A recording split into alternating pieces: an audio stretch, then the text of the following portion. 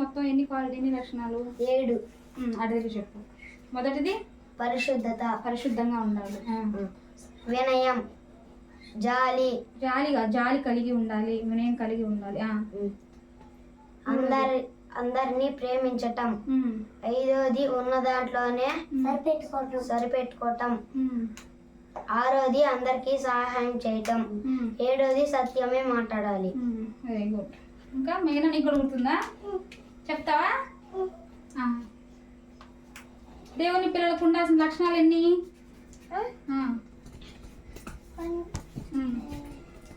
7. బాగా చెప్పింది దాకా. సరే కూర్చో, సరేనా? ఈరోజు మనం ఇంకోటి చెప్పుకుందామా? చెప్తావా? కూర్చుంటావా? చెప్పు. తర్వాత మొదటిది పరిశుద్ధంగా ఉండాలి.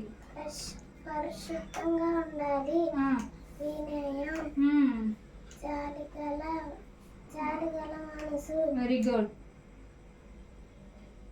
అందరినీ ప్రేమించటం. Very good. ఉన్న దాంట్లో సరిపెట్టుకోవడం. Very good. అందరినీ ప్రేమించటం, సత్యమే మాట్లాడటం. Very good. కూర్చో.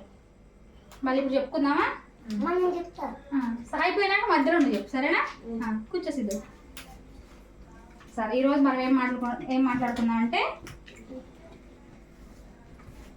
ట్రూ ఫ్రెండ్ అంటే తెలుగులో నిజమైన స్నేహితుడు. నిజమైన స్నేహం, నిజమైన స్నేహితుడు.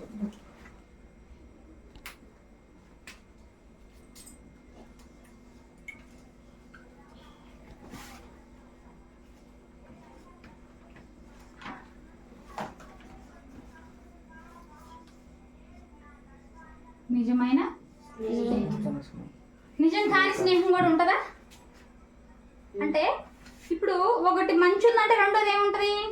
చెడు ఉంటుంది. ఒకటి నిజం ఉంటే రెండోది అబద్ధం ఉంటుంది. అలాగే నిజమైన స్నేహం ఉంది అంటే నిజం కాని స్నేహం కూడా ఉందా? ఉంది. నిజం కాని స్నేహం ఎలా ఉంటది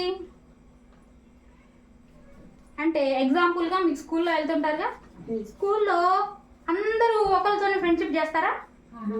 ఎవరు? డబ్బు ఉన్నోళ్ళు ఒక బ్యాచ్, డబ్బు లేనోళ్ళు ఒక బ్యాచ్ ఫ్రెండ్షిప్.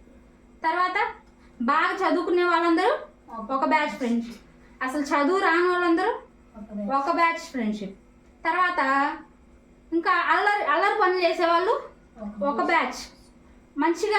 మంచి పిల్లలందరూ ఒక బ్యాచ్.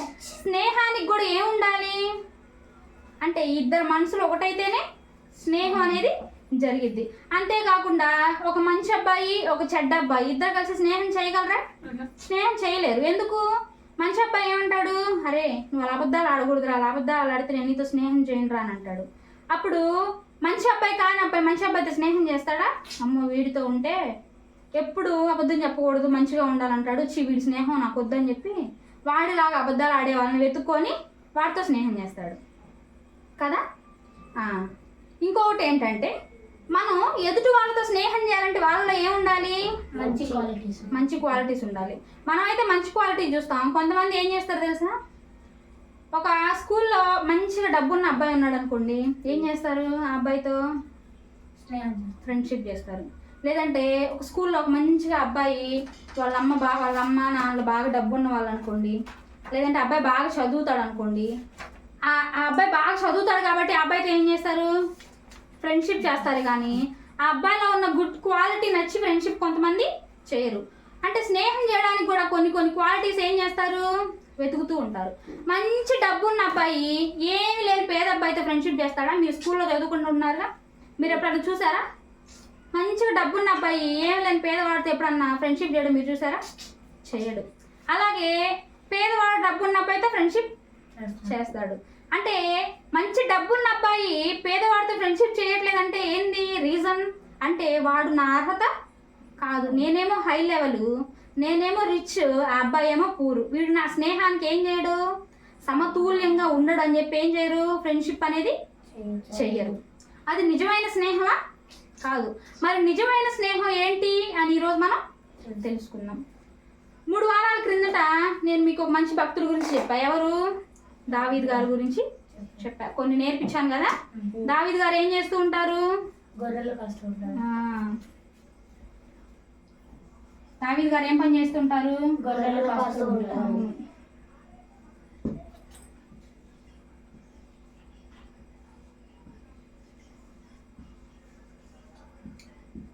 దావీదు యోనాతాను గారి స్నేహం. ఈరోజు వీళ్ళిద్దరు స్నేహం గురించి మనం తెలుసుకుందాం. వీళ్ళిద్దరు స్నేహం గురించి తెలుసుకుంటే మనకి ఏది నిజమైన స్నేహం, ఏది నిజం కాని స్నేహం అని మనకి తెలుస్తుంది అనమాట. దావీదు గారి గురించి తెలుసుకున్నాం. మరి యోనాతాను గారు ఎవరు అంటే సౌలు రాజు గారి గురించి మీకు చెప్పాను కదా. దావీదు గారిని చూసి పిలిచి బాగా ప్రశంసించి దావీదు గారిని డైలీ వాళ్ళ ఇంటికి పిలుచుకుంటాడు. గుర్తుందా సౌలు రాజు గారు? ఆ రాజుగారు వాళ్ళ కొడుకే యోనాతాను గారు. యోనాతాను గారేమో రాజుగారి కొడుకు. ఈయన ఎవరు? రాజుగారి కొడుకు, రాజకుమారుడు. రాజకుమారుడు అంటే ఆయన కూడా ఎవరు? రాజు స్థాయిలో ఉన్నట్టు. సరేనా? దావీదు గారు ఎవరు? గొర్రెల కాపరి. ఎస్, గొర్రెల కాపరి. అయితే దావీదు గారు రాజకుమారుడు అయిన యోనాతాను గారు వీళ్ళిద్దరు ఏం చేస్తారంటే ఫ్రెండ్స్ అవుతారు. ఎవరు ఫ్రెండ్స్ చేసుకొని ఉంటారు? దావీదు గారు యోనాతాను గారిని ఫ్రెండ్ చేసుకొని ఉంటారా, లేదంటే యోనాతాను దావీదు గారిని ఫ్రెండ్ చేసుకొని ఉంటారా? కానీ ఇప్పుడు యోనాతాను గారు డబ్బు ఉంది కాబట్టి దావీదు గారే ఫ్రెండ్ అయ్యాడని మనం అనుకుంటున్నాం. కానీ బైబిల్ ఏముందో చూసుకుందామా? సమూయేలు గారు మొదటి పత్రిక, మొదటి గ్రంథం తీయండి, 18వ అధ్యాయం మొదటి వచనం చదవనా? దావీదు సౌలుతో మాటలాడుట చాలించినప్పుడు యోనాతాను హృదయము దావీదు హృదయముతో కలిసిపోయిందంట. దావీదు గారు తన తండ్రి అయిన సౌలు రాజుగారితో మాట్లాడుతుంటే యోనాతాను గారంట దావీదు గారి మాటలు ఎందుకు మనసు పెట్టారంట. దావీదు గారు మనసును ఆలోచిస్తూ ఉన్నప్పుడంట యోనాతాను గారికంట దావీదు అంటే ఇష్టమయ్యాడంట. దేన్ని బట్టి ఇష్టమయ్యాడంట? మాట్లాడుతున్నప్పుడు ఇష్టమయ్యాడంట. ఏం మాటలు మాట్లాడుతుంటే ఇష్టమయ్యాడు అంటే ఆయన ఏం చేసినా దేని గురించి చేస్తున్నాడు? అంత చిన్న వయసులోనే దేవుని గురించి ఆలోచిస్తున్నారు. అంత చిన్న వయసులోనే అందరు భయపడి గొల్యాతుని చంపడానికి అందరు భయపడుతున్నప్పుడు చిన్న వయసులోనే రోషం కలిగి ఏం చేశాడు? గొల్యాతుని నేను చిన్నవాడిని భయపడకుండా నా దేవుని ప్రజల్ని నువ్వు తిరస్కరిస్తావా అని చెప్పి ఏం చేశాడు? గొల్యాతుని చంపేశాడు. ఆ మాటలు అవన్నీ చూసి యోనాతాను గారి మనసు ఏమైందంట? దావీదు గారి మనసు యోనాతాను గారి రెండు కలిసిపోయిందంట. అంటే మంచిని చూసి యోనాతాను గారు ఏం చేశారు? వెంటనే ఆకర్షించారు. మంచిని ఆకర్షించారు అంటే యోనాతాను గారి మనసు ఏంటి? మంచి మనసు. ఎప్పుడైనా గమనించండి, ఒక మంచి ఎదుటి మంచిని ఆకర్షించుద్ది. ఒక మంచి మనిషి మాత్రమే ఎదుటి వాళ్ళ మంచిని కనిపెట్టగలడు. అంతేకాకుండా యోనాతాను గారు మనసు చెడ్డదనుకోండి, అప్పుడు యోనాతాను గారు ఏమని ఆలోచించాలి? ఆఫ్టర్ ఆల్ ఒక గొర్రెల కాపరి అయి ఉండి డైలీ మా నాన్న దగ్గరికి వచ్చి మా బల్ల మీద కూర్చొని అన్నం తింటాడా? అమ్మో, మా నాన్న నాకంటే ఆ గొర్రెల కాపరిని ఎక్కువ ఇష్టపడతాడేమో, వీడిని ఎలాగైనా ఏం చేయాలి? ఈ రాజ్యానికి రాకుండా వాడిని తరిమేయాలి, అందరూ వీడినే పొగుడుతున్నాడు అని అసూయ రావాలి చెడ్డ మనసు అయితే కదా. అసూయ రాకుండా యోనాతాను గారు ఏం చేశారు? మంచిని ఆకర్షించి మంచి మనసుతో ఆలోచించారు.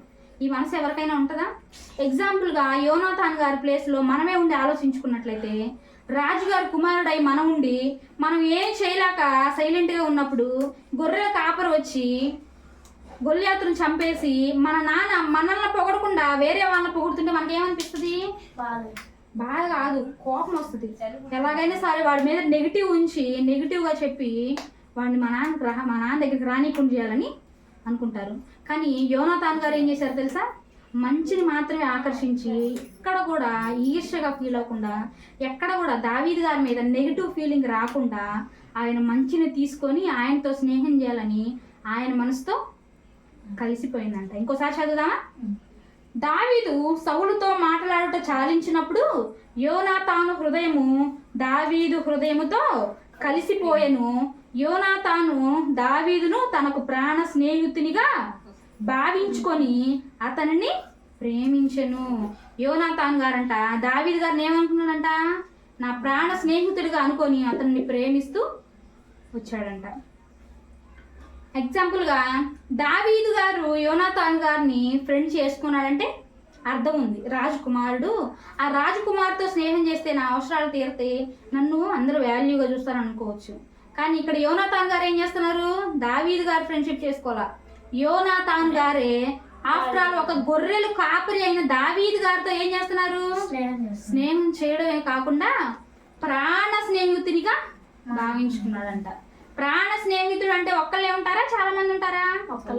అందరికి ఫ్రెండ్స్ ఉంటారు, బెస్ట్ ఫ్రెండ్స్ ఉంటారు. మీకున్నారా బెస్ట్ ఫ్రెండ్స్? బెస్ట్ ఫ్రెండ్స్ అంటే ఒకళ్ళు లేదా ఇద్దరు ఉంటారు. కానీ యోనాతాన్ గారికి ఏంటంట, బెస్ట్ ఫ్రెండ్ కూడా కదంట, ప్రాణ స్నేహితుడు అంట. ప్రాణ స్నేహితుడు అంటే ఏంటో తెలుసా? తన స్నేహితుడు ఆపదలో ఉన్నప్పుడు ప్రాణం పెట్టడానికైనా వెన్ను తీయనదే ప్రాణ స్నేహితుడు. ఒక రాజకుమారుడు ఒక గొర్రెల కాపరిని స్నేహితుడిగా చేసుకోవడం ఇది ఎంత ఆశ్చర్యం. మనమైతే ఆ స్థితిలో ఉంటే చేసుకుంటామా?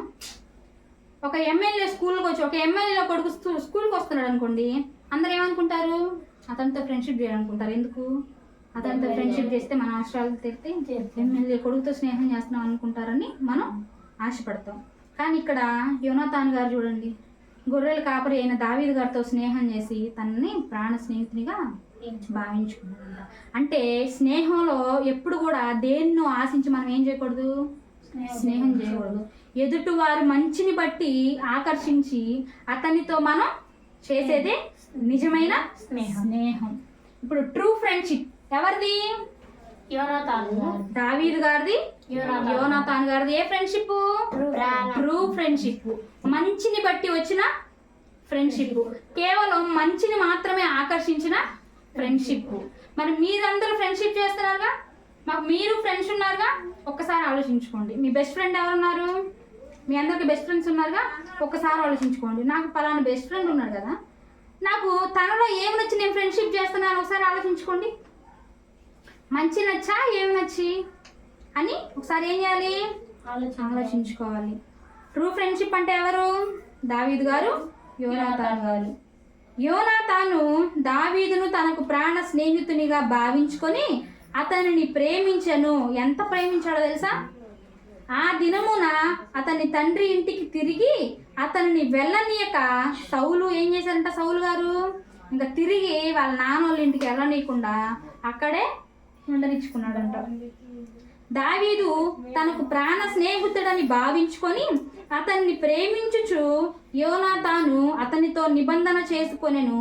మరియు యోనాతాను తన దుప్పటిని, తన కత్తిని, తన విల్లును, తన నడికట్టును తీసి దావీదునకు ఇచ్చెను.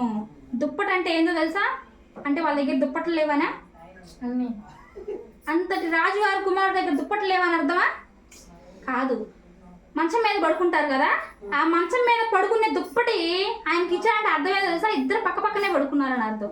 ఇద్దరు ఒకే మంచం మీద ఒకే దగ్గర పడుకున్నారని అర్థం. అమ్మ, ఒక గొర్రెల కాపరి ఒక రాజు కుమారుడైన యోనాతాన్ దగ్గర పడుకున్నాడా? ఆయన ఆశించి వెళ్ళాడా? లేదు. ఈయన ఆశించి ఏం చేస్తున్నాడు, నా దగ్గర పడుకో అని ఆయన మంచితనాన్ని చూసి ఆయనకి దుప్పటనిచ్చాడంట. ఇంకా తన కత్తిని, తన విల్లుని, తన నడికట్టును తీసి దావీదునికి ఇచ్చాను. అప్పట్లో విలువైన వస్తువులు ఏంటో తెలుసా? యుద్ధానికి అవసరమైన యుద్ధోపకరణాలు కూడా స్నేహితునిగా భావించుకొని దావీదు గారి దగ్గరికి ఇచ్చేశారంట. దావీదు గారు ఎలా ఉన్నారో తెలుసా? దావీదు సౌలు తనను పంపిన చోట్లకెళ్ళను పోయి సుబుద్ధి కలిగి పని చేసుకొని వచ్చెను. ఏం చేశారంట? మంచి బుద్ధి కలిగి పని చేసుకుంటూ అందరి చేత మంచి పేరు తెచ్చుకుంటూ వచ్చారంట. అందుకే దావీదు గారి మంచితనం చూసి, దావీదు గారి మంచి మనసు చూసి యోనాతాన్ గారికి ఏమనిపించింది? స్నేహితుడు అంటే ఇలా ఉండాలి. ఒక్క స్నేహితుడు ఉన్నా సరే నన్ను సరిచేసేలాగా, నా మనసు కలిసిపోయేలాగా ఇలా ఉండాలని చెప్పి నచ్చి తన దుప్పటి ఇచ్చాడంట.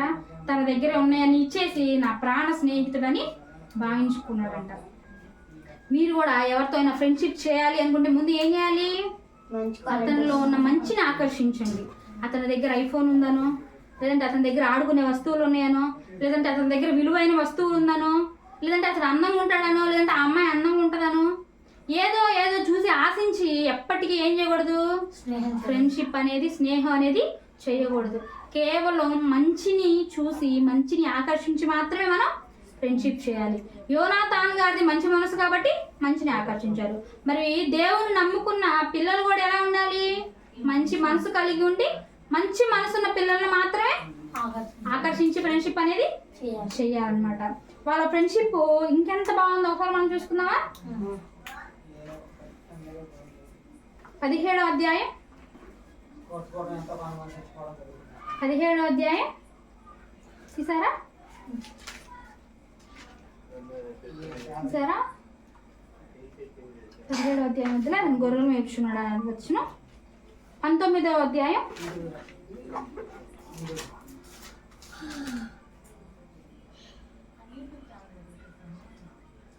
2వ వచనం చదువుతున్నాను.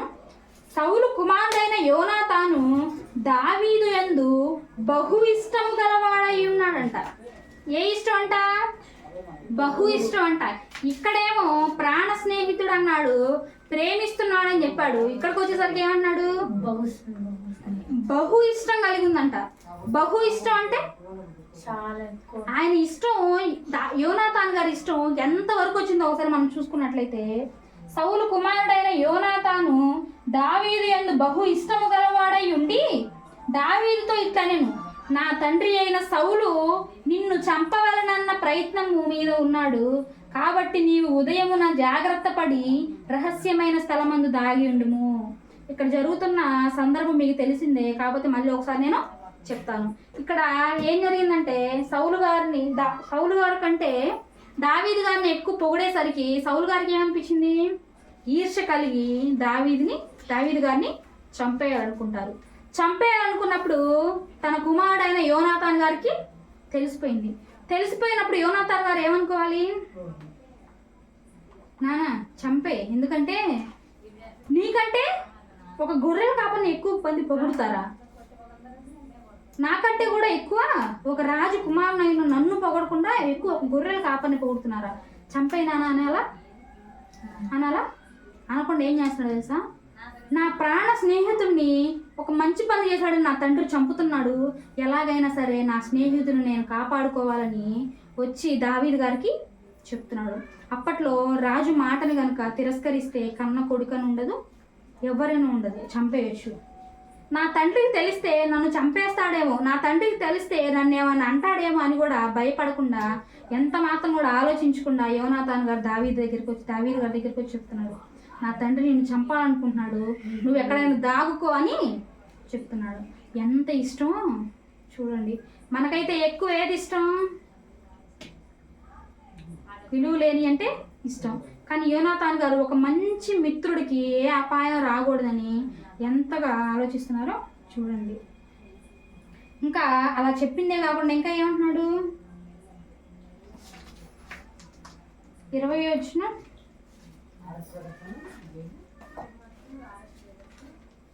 9వ వచనంలో అక్కడ ఏం జరుగుతుందంటే, దావీదు గారు ఒక మాట అంటారనమాట.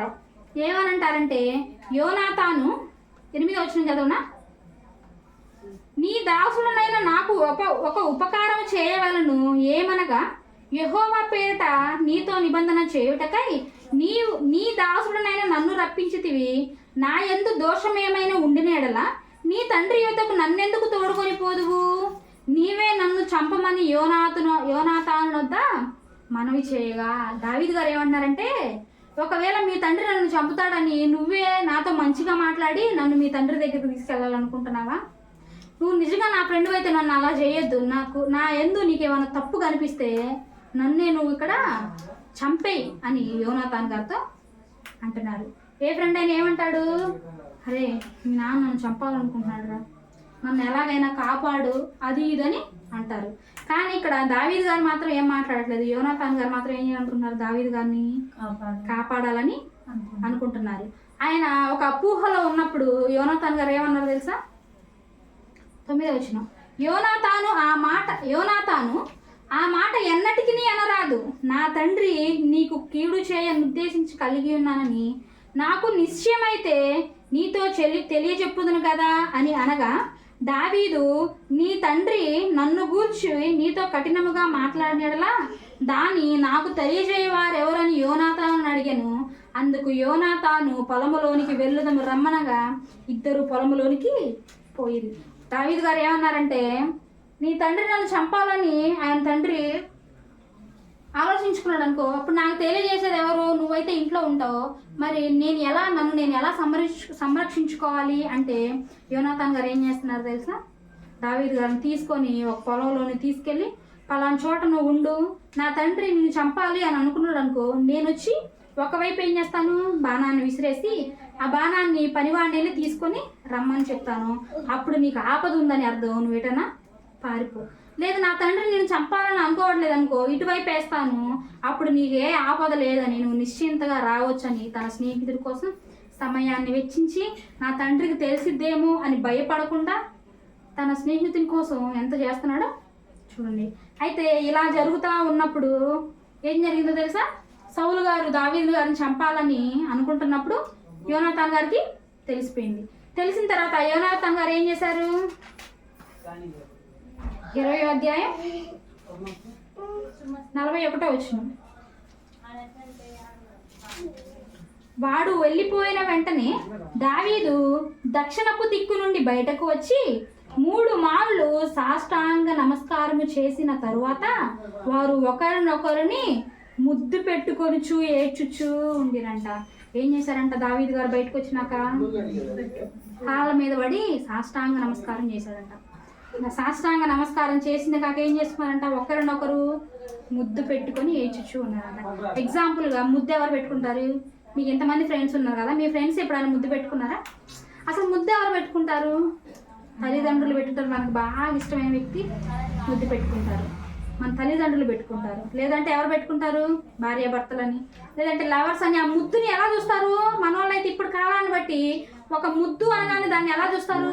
నెగిటివ్ పాయింట్లో చూస్తారు. కేవలం ఒక అబ్బాయి అమ్మాయి పెట్టుకునేది మాత్రమే ముద్దని అనుకుంటారు. ఎగ్జాంపుల్గా మనం ఇక్కడ ఉన్నప్పుడు ఒక 2 పురుషులు కనుక ముద్దు పెట్టుకుంటే ఎలా అనిపిస్తుంది?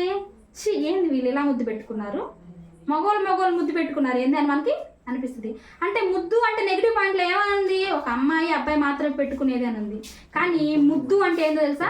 ఒకరిపైన ఒకరికి ఉండే ప్రేమ, ఎంత ప్రేమ ఉందో చూపించేది ముద్దు. ఎగ్జాంపుల్గా మన నాన్న అంటే మనకు బాగా ఇష్టం, మనం అంటే నాన్నకు బాగా ఇష్టం. ముద్దు వచ్చినప్పుడు ఏం చేస్తాడు? ముద్దు పెట్టుకుంటుంది, అమ్మాయి అయినా సరే అబ్బాయి అయినా సరే. ఎందుకు? ఆ ముద్దులో ఏం లేదు, కల్మషం లేదు. అంతే ఇక్కడ వీళ్ళిద్దరు ఏం చేశారు? ముద్దు పెట్టుకొని ఏడ్చారంట. అంటే ముద్దు పెట్టుకొని ఏడ్చే అంత ఇష్టమా? చూడండి, దావీదు గారు యోనాతాన్ దగ్గర నుంచి వెళ్ళిపోతుంటే యోనాతాన్ గారికి ఏమనిపింది? తన ప్రాణాన్ని కోల్పోయినట్టుగా అనిపించింది. నా ప్రాణ స్నేహితుడు అన్నాడు కదా, నా ప్రాణ స్నేహితుడు అంటే తన ప్రాణాన్ని కోల్పోయినంతగా బాధపడి ఏం చేశాడు? ముద్దు పట్టుకొని, అయ్యో నువ్వు నా దగ్గర నుంచి వెళ్ళిపోతే నేను ఒక మంచి స్నేహితుడిని మిస్ అవుతానుగా, నువ్వు నా దగ్గర నుంచి వెళ్ళిపోతే నాకు మంచి చెప్పే వాళ్ళు ఎవరు, నాకు జ్ఞానాన్ని నేర్పించే వాళ్ళు ఎవరు, నీ మనసులాగా నాకు మంచి స్నేహితుడు మళ్ళా దొరకడు కదా అని ఏం చేశారంట?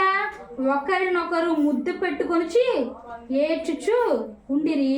ఈలాగుండగా దావీదు మరింత బిగ్గరగా ఏడ్చాడంట. దావీదు గారు ఎలా ఏడ్చాడంట? మరీ బిగ్గరగా ఏడ్చాడంట. ఎందుకు ఏడ్చుంటాడు దావీదు గారు అంత బిగ్గరగా? అంటే ఒక రాజు కుమారుడై ఉండి ఏనాడు ఒక గొర్రెల కాపరి కదా అని చూసాడా? ఏనాడు నువ్వు నా కింద పని మనిషి అన్నాడు చూసాడా? దుప్పటనిచ్చాడు. సొంత అన్నాదమ్ముల్ని ఎలాగైతే చూసుకుంటాడో అలాగ చూసుకున్నాడు. తన తండ్రి చేతి నుంచి విడిపించాడు, ప్రాణ స్నేహితునిగా భావించుకున్నాడు. ఇంత మంచి స్నేహితుని చూసి దావీదు గారికి ఏమనిపించింది? యోనాతాన్ గారు ఏడుస్తుంటే దావీదు గారు అవన్నీ గుర్తు చేసుకొని మరింత బిగ్గరగా ఏడ్చాడంట. మనం ఎప్పుడు ఏడుస్తాం? అమ్మ పోతేను, నాన్న పోతేను ఏడుస్తాం. కానీ వీళ్ళు ఏమయ్యారు? ఒక స్నేహం దూరం అవుతుంటే ఎలా ఉంది, ఎంత గొప్పగా ఏడ్చారో చూడండి. నిజమైన స్నేహం అంటే ఇది. ఇంకా వీళ్ళ స్నేహం గురించి కనుక మనం చదువుకుంటూ పోతే ఏమైందో తెలుసా? ఇంకా వీళ్ళ స్నేహం ముందు ఇంకా చాలా బాగుంటుంది.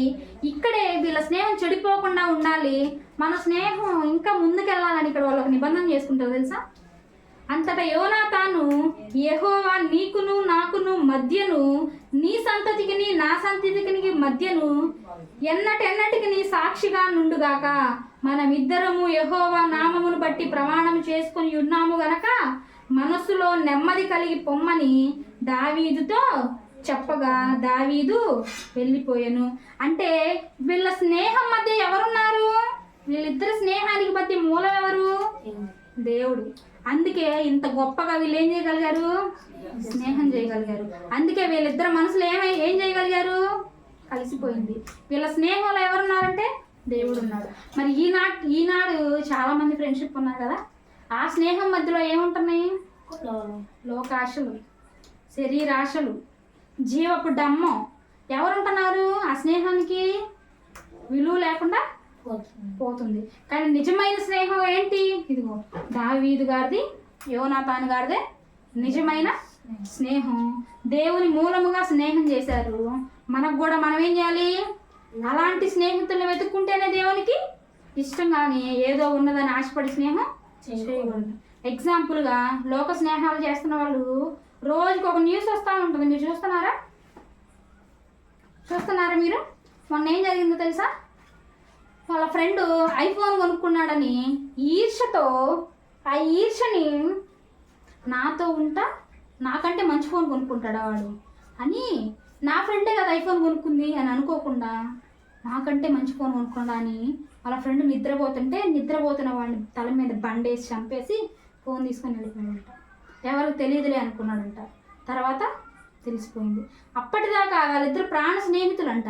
మరి ఏమైంది వాళ్ళ స్నేహం? అంటే అది ఆ స్నేహానికి మూలం ఏం లేదు? దేవుడు లేదు. శరీర కోరికని అడ్డుగా పెట్టుకున్నారు. కానీ ఆ స్నేహంలో ఏం లేదు?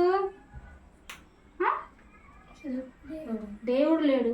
డబ్బును బట్టి స్నేహం చేస్తారు. ఎమ్మెల్యే కొడుకుతో ఏం చేస్తారు? అమ్మో అబ్బాయి దగ్గర బాగా డబ్బు ఉంది అని స్నేహం చేస్తారు. లేదంటే ఇంకో వ్యక్తి దగ్గర డబ్బు ఉంటే బాగా స్నేహం అనేది చేస్తూ ఉంటారు. కానీ మన క్రైస్తవుల పిల్లలైన మనమైతే దేన్ని బట్టి స్నేహం చేయకూడదు? డబ్బును బట్టో, లేదంటే వాళ్ళకున్న గౌరవాన్ని బట్టో, వాళ్ళకున్న పదవిని బట్టో ఏం చేయకూడదు? స్నేహం చేయకూడదు. పదవి ఉన్న మనిషి ఎమ్మెల్యే కొడుకు అనుకోవాలి మనతో స్నేహం చేయాలని. దావీదు గారితో స్నేహం చేయాలని ఎవరు ఆశపడ్డారు? యోనాతాను అంటే రాజుగారి కుమారుడు ఏం చేశాడు? ఆశపడ్డాడు. మన మంచి మనసు చూసి కూడా ఎమ్మెల్యే కొడుకు అనుకోవాలి. పెద్ద పెద్ద పదవి ఉన్న వాళ్ళు స్కూల్లో మనకంటే హై లెవెల్లో ఉంటారు కదా, వాళ్ళు అనుకోవాలి అబ్బా ఒక్కసారి అయినా ఆ అబ్బాయితో స్నేహం చేయాలి, ఆ అమ్మాయితో స్నేహం చేయాలి, ఎంత మంచి మనసు అని వాళ్ళు అనుకొని మనం స్నేహం చేసేంతగా స్థితికి మనం వెళ్ళాలి. కానీ ఏం చేయకూడదు? చెడుని చూసి ముందుగానే మనం ఆకర్షించి చెడు స్నేహానికి లోనయ్యి మన భవిష్యత్తుని మనం ఎప్పటికీ ఏం చేసుకోకూడదు? నాశనం అనేది చేసుకోకూడదు. ఎప్పుడైనా నిజమైన స్నేహం అంటే డబ్బును ఆశించదు, పదవిని ఆశించదు. నిజమైన స్నేహం అంటే రెండు మంచి మనసులుంటే చాలు. మరి నిజం కాని స్నేహం అంటే రెండు చెడ్డ మనసులుంటే చాలు. మరి ఇప్పటిదాకా మీకు ఫ్రెండ్స్ ఉన్నారుగా, ఆలోచించుకోండి నీది మీ ఫ్రెండ్ మంచిదా లేదంటే చెడ స్నేహం అని ఆలోచించుకొని వినండి, సరేనా? మరి నెక్స్ట్ వీక్ మళ్ళీ ఇంకొక దీన్ని సెకండ్ పార్ట్గా మాట్లాడుకుందాం. ఇంతవరకు ఎంతో శ్రద్ధగా ఉన్నారు కదా, ప్రార్థన చేసుకుందామా? అర్థమైందా? Very good. ప్రార్థన చేసుకుందాం.